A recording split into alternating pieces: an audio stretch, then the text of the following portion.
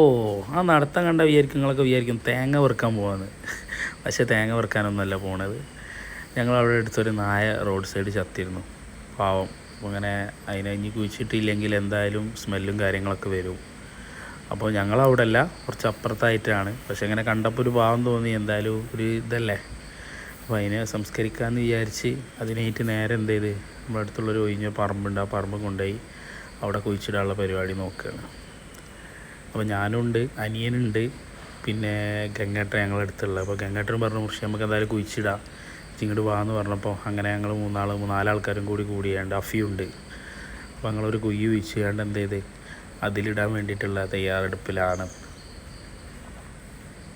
ഗംഗേട്ടനൊക്കെ നല്ല ഉഷാറായിട്ട് കൊടുത്തിട്ടുണ്ട്. എന്തായാലും ഗംഗേട്ടൻ്റെ സാന്നിധ്യമൊക്കെ ഉണ്ടായത് ഒരുപാട് സന്തോഷമുണ്ട്.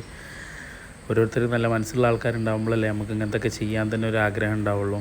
അപ്പോൾ ഞങ്ങൾ എന്ത് ചെയ്ത് അതിനെ അതിലിട്ട് സംസ്കരിക്കാനുള്ള പരിപാടി തുടങ്ങി.